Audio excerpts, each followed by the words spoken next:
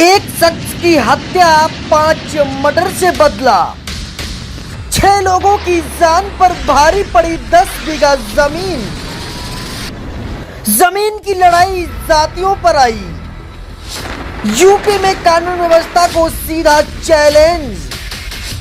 योगी राज में होगा अपराधियों का इलाज। देवरिया जिले के फतेहपुर में जमीनी रंजिश की वजह से इंसानियत शर्मसार हो गई। एक ही परिवार के 5 लोगों की बेरहमी से निर्मम हत्या कर दी गई। पति पत्नी, 2 बेटे और 1 बेटी की गला काट कर हत्या कर दी गई है। ईंट से सर कुचल दिए गए। हमला इतनी बार हुआ बेरहमी से कि उन्होंने 8 साल की मासूम तक को नहीं छोड़ा। उस पर एक के बाद एक कई बार वार किए गए।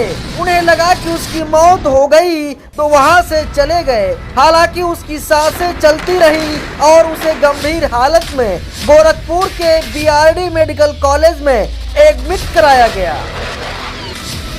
जिस घर में ये वारदात हुई वहां नरसंहार जैसे हालात दिखाई दिए। हर तरफ खून ही खून था। लाशें अलग अलग जगहों पर फैली हुई थी। दिल दहला देने वाली वारदात के पीछे जमीनी विवाद था। दरअसल आपको बता दें कि मृतक सत्य प्रकाश दुबे के भाई साधु दुबे ने अपने हिस्से की पूरी जमीन प्रेम यादव को बेच दी थी। लेकिन दुबे परिवार प्रेम यादव पर धोखाधड़ी कर जमीन कब्जा करने का आरोप लगा रहा था। आज फिर इसी बात को लेकर विवाद हो गया। आरोप है कि सत्य प्रकाश दुबे और उनके साथियों ने ईंट पत्थर से हमला कर पूर्व जिला पंचायत सदस्य प्रेम यादव की हत्या कर दी है। जैसे ही ये खबर प्रेम यादव के परिजनों तक पहुंची, उन्होंने बंदूक, लाठी, डंडा और धारदार हथियार लेकर सत्य प्रकाश दुबे के घर पर धावा बोल दिया। घर में घुसते ही उन्होंने के सामने जो आया उसकी हत्या कर दी। ग्रामीणों की माने तो हमलावर वैसी हो चुके थे। उन्होंने बच्चों, महिलाओं और बच्चों तक को नहीं बख्शा। सबसे पहले सत्य प्रकाश दुबे ने हमलावरों को रोकने की कोशिश की तो उनको गोली मारी। फिर उन पर गदा से कई बार प्रहार किया गया। सत्य प्रकाश को बचाने आई उनकी पत्नी पर भी हमला कर टूट पड़े, उसका गला काट दिया। उसके बाद हमलावरों ने सत्य प्रकाश की बेटी सलोनी को गोली मारी और चाकू से वार किया।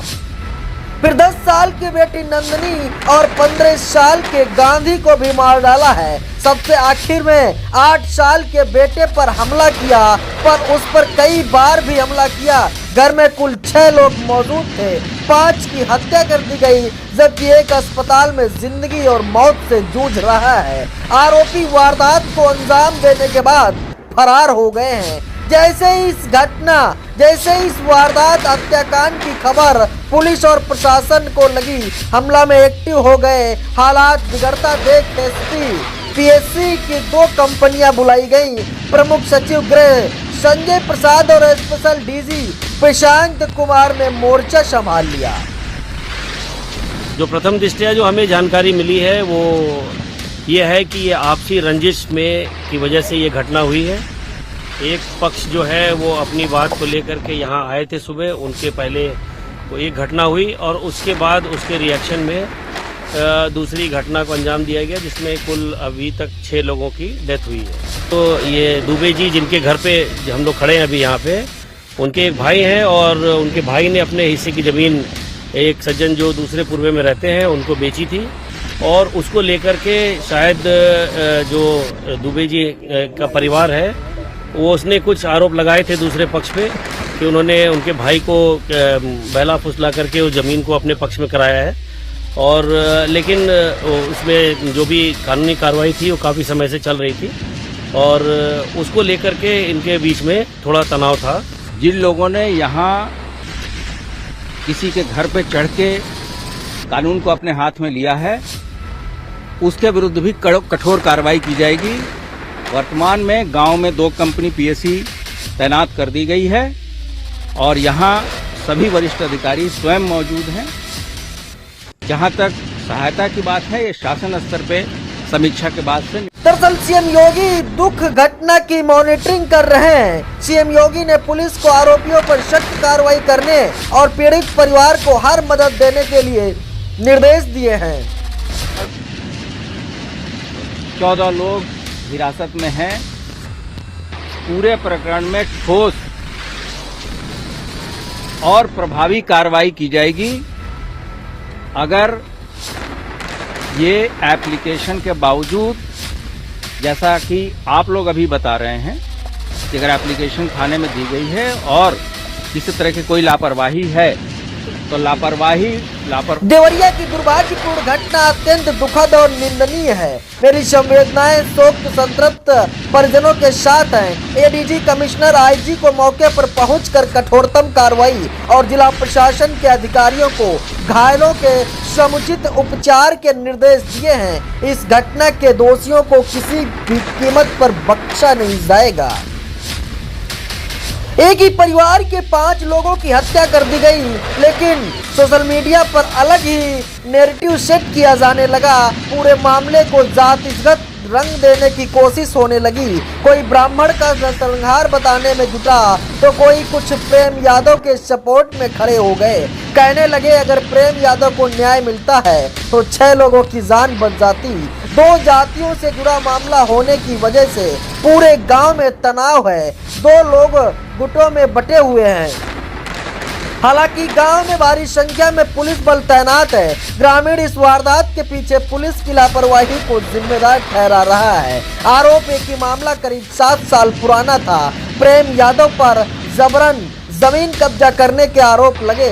सत्य प्रकाश ने पुलिस के शिकायत दर्ज कराई थी, लेकिन पुलिस ने कार्रवाई नहीं की थी और मामले को टालती रही। जमीन विवाद में एक परिवार के 5 लोग समेत 6 लोगों की हत्या की गई है, लेकिन विपक्ष इस पर सियासत कर रहा है। जहां लगातार जीरो टॉलरेंस की बात कर रही है, जो कानून को लेकर के, कानून व्यवस्था को लेकर के जीरो टॉलरेंस की बात करने वाली सरकार में सबसे ज्यादा अपराध हो रहे हैं, सबसे ज्यादा घटनाएं हो रही हैं, सबसे ज्यादा जाने जा रही हैं। और इसका कारण यही है कि सरकार जीरो टॉलरेंस तो बोलती है, लेकिन किसी को न्याय दिलाने के लिए कोई काम नहीं करती। देवरिया की घटना एक उदाहरण है।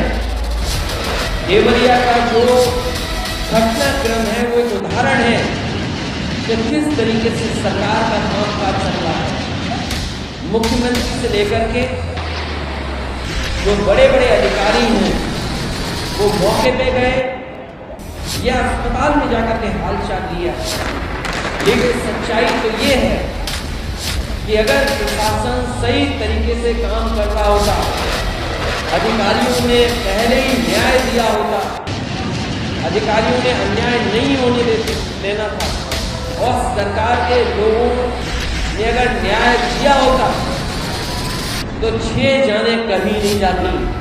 अगर 6 जाने गई हैं तो भारतीय जनता पार्टी के सरकार के कामकाज की वजह जान गई है। अगर कोई जिम्मेदार है तो वो सरकार और अधिकारी जिम्मेदार हैं, जिसकी वजह से जान गई है। और मैं तो सरकार से कहूँगा और सरकार के लोगों से कहूँगा कि अगर समाजवादी पार्टी कोई राजनीति नहीं कर रही है किसी घटना में, तो सरकार के लोगों को भी मिल करके कोई राजनीति नहीं करनी चाहिए। और जो लोग जीरो टॉलरेंस की बात कर रहे हैं, अगर जीरो टॉलरेंस का अगर आपका नारा है तो जो अधिकारी रहे हैं, जिसने दोनों परिवारों को न्याय नहीं दिया है, चाहे वो डीएम हो, कमिश्नर हो, एसपी हो, डीआईजी हो, आईजी हो, तहसीलदार हो, एसडीएम हो, लेखपाल हो, उनके खिलाफ कार्रवाई क्यों कर रही है। और अगर सरकार जीरो टॉलरेंस की बात कर रही है तो जब से शिकायतें की हैं परिवार के लोगों ने, उन सभी अधिकारियों के खिलाफ कार्रवाई हो, उनको सस्पेंड किया जाए। और आरोपियों के खिलाफ योगी की जीरो टॉलरेंस पॉलिसी पर भले ही विपक्ष सवाल उठाए, लेकिन योगी सरकार ने बुलडोजर एक्शन का क्या असर हुआ है, ये भी जानना जरूरी है। हत्याकांड बहुत दुखद है और इस हत्याकांड ने उत्तर प्रदेश की कानून व्यवस्था की सच्चाई दिखा दी। इस जमीनी विवाद की जानकारी देवरिया के स्थानीय पुलिस को पहले से थी। आखिर पुलिस क्या कर रही थी, सरकार क्या कर रही थी, सरकार का तंत्र क्या कर रहा था, ये सरकार के तंत्र पर भी सवालिया निशान है। क्योंकि उत्तर प्रदेश में कोई भी थाना, कोई भी तहसील ऐसी नहीं है जहां बिना पैसे लिए फरियादियों की बात सुनी जा रही है। पूरी सरकार, पूरा सरकारी तंत्र और खास तौर से पुलिस महकमा भ्रष्टाचार में डूबा है। उनको सिर्फ पैसे से मतलब है, कोई घटना हो जाए। सरकार तो कहती थी कि जीरो टॉलरेंस पर काम कर रही है सरकार। इसी तरीके की घटना 2 साल पहले सोनभद्र में हुई थी, जहां 17 लोगों की मौत हो गई थी। ये उत्तर प्रदेश की कानून व्यवस्था का। यूपी में बीते 6 साल में हत्या के मामले में 9% कमी आई है। डकैती के मामले में 16% कम हुए हैं। रेप के मामले में भी कमी देखी गई है। 6 साल में 9000 से ज्यादा एनकाउंटर, जिसमें 183 अपराधी ढेर हो गए हैं। यूपी में योगी मॉडल की पहली शर्त कानून व्यवस्था, लिहाजा 20 मार्च 2017 के बाद से माफियाओं और संगठित अपराध करने वालों पर लगातार एक्शन हुआ है। माफिया खुद जेल जाने को तैयार। अवैध कब्जे वाली जमीन पर गरीबों के लिए आशियाने बनाए जा रहे हैं। देवरिया के आरोपी फिलहाल फरार हैं। जल्द ही उन्हें अपराधियों के लिए कानून का सामना करना पड़ेगा और प्रशासन, पुलिस उनको गिरफ्तार कर सलाखों के पीछे भेजेगी। Bureau report, IBP news live.